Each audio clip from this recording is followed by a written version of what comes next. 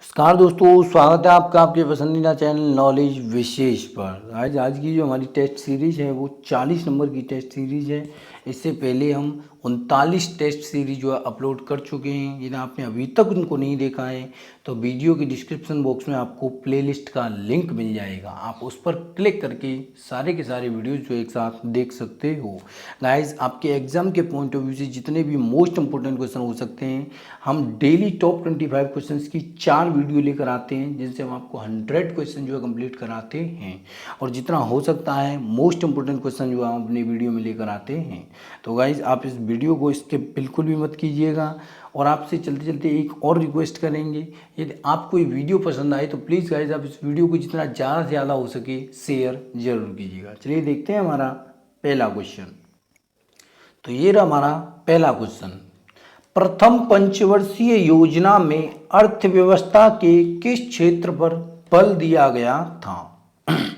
तो गाइस, जो प्रथम पंचवर्षीय योजना थी उसमें अर्थव्यवस्था के कृषि क्षेत्र पर जो है बल दिया गया था। किस पर? कृषि व्यवस्था पर जो है प्रथम अर्थव्यवस्था में प्रथम पंचवर्षीय योजना में जो है बल दिया गया था। किस क्षेत्र पर? कृषि के क्षेत्र पर जो है बल दिया गया था। तो इस प्रकार इसका विकल्प हमारा ए सही हो जाएगा। अच्छा, प्रथम पंचवर्षीय योजना कब आरंभ हुई थी? तो प्रथम पंचवर्षीय योजना जो थी वो 1 अप्रैल 1951 ईस्वी को आरंभ हुई थी। कब?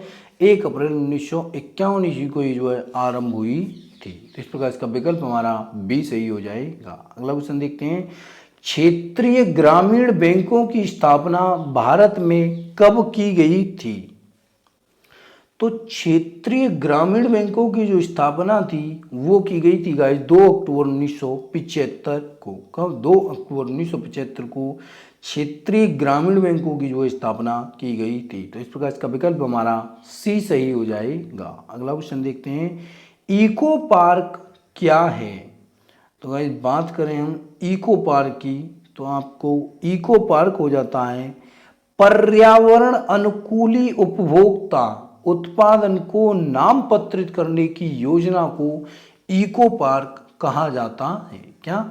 पर्यावरण अनुकूली उपभोक्ता उत्पादन को नामपत्रित करने की योजना को इको पार्क जो है कहा जाता है। तो इस प्रकार इसका विकल्प भी हो जाएगा गाइस हमारा बी सही हो जाएगा। देखते हैं हमारा अगला क्वेश्चन।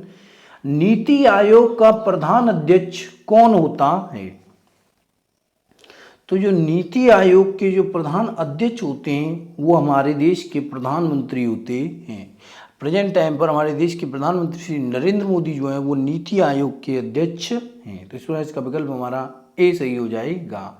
नीति आयोग को गाइस पहले योजना आयोग के नाम से जाना जाता था, लेकिन 1 जनवरी 2015 के पश्चात माननीय प्रधानमंत्री श्री नरेंद्र मोदी जी ने इसको योजना आयोग से बदलकर नीति आयोग में परिवर्तित कर दिया। तो योजना आयोग जो इससे पहले था उसका गठन कब किया गया था? तो योजना आयोग का जो गठन किया गया था वो किया गया था गाइस 15 मार्च 1950 ईस्वी को। कब किया गया था?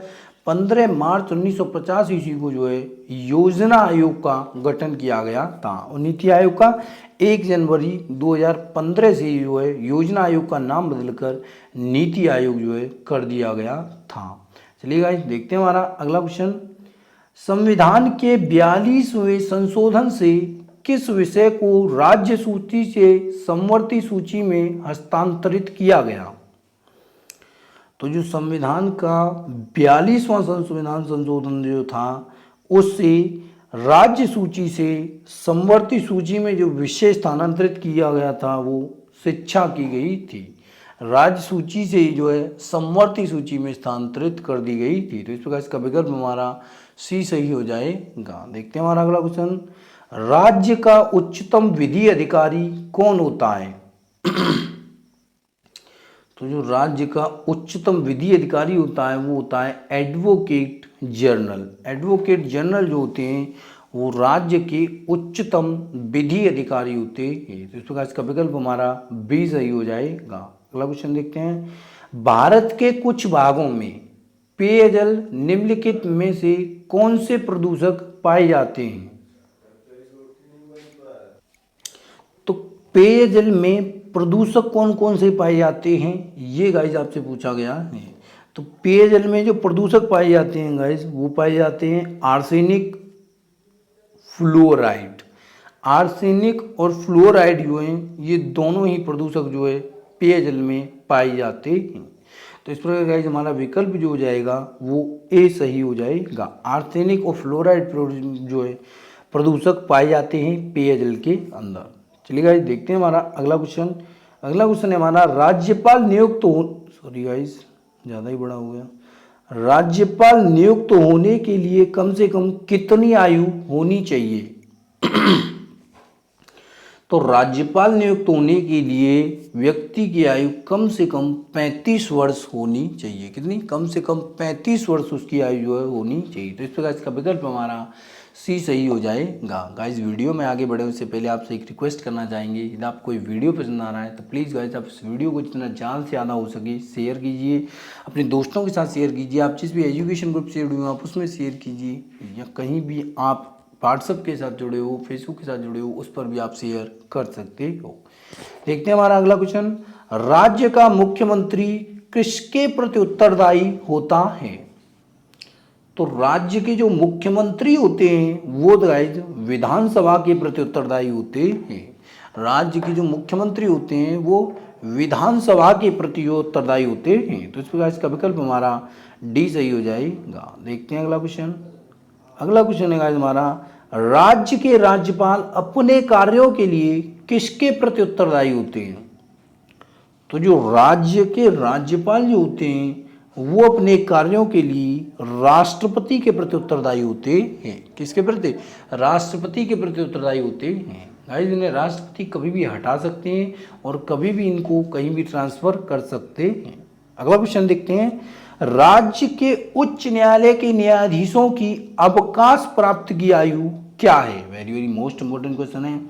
तो राज्य के जो उच्च न्यायालय के जो न्यायाधीश होते हैं उनकी जो अवकाश प्राप्त की आयु होती है वो भी 65 वर्ष ही होती है, जैसे सुप्रीम कोर्ट के उच्च न्यायालय के न्यायाधीश की होती है।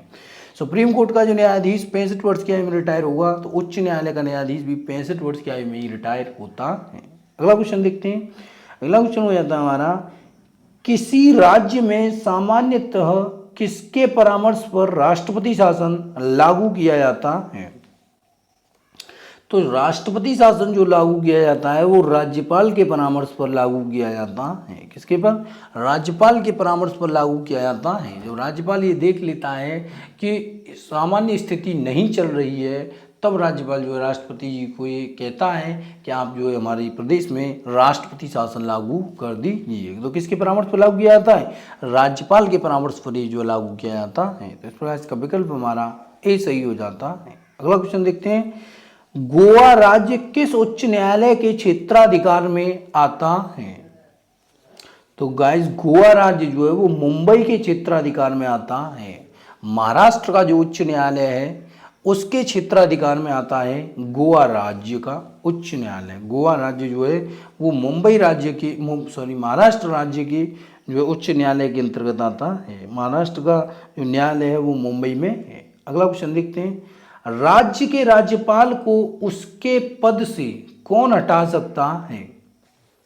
आज हमने अभी आपको बताया कि राज्य के राज्यपाल को उसके पद से राष्ट्रपति जी के द्वारा हटाया जा सकता है, कहीं भी ट्रांसफर किया जा सकता है, और जब तक राष्ट्रपति जी चाहें वो अपने पद पर बना रह सकता है। 2 साल, 4 साल, 5 साल, 10 साल, 20 साल, जब तक राष्ट्रपति जी चाहें वो अपने पद पर जो है बना रह सकता है। तो इस प्रकार इसका विकल्प हमारा सी सही हो जाता है। अगला क्वेश्चन देखते हैं, राज्य के राज्यपाल की नियुक्ति कितने वर्षों के लिए होती है? तो गाइस राज्य के राज्यपाल की जो नियुक्ति है वो साधारणतः 5 वर्ष के लिए ही होती है, लेकिन इससे पहले विषम परिस्थितियों में गाइस राज्यपाल को राष्ट्रपति जी कभी भी हटा सकते हैं या उनका कार्यकाल कभी भी बढ़ा सकते हैं।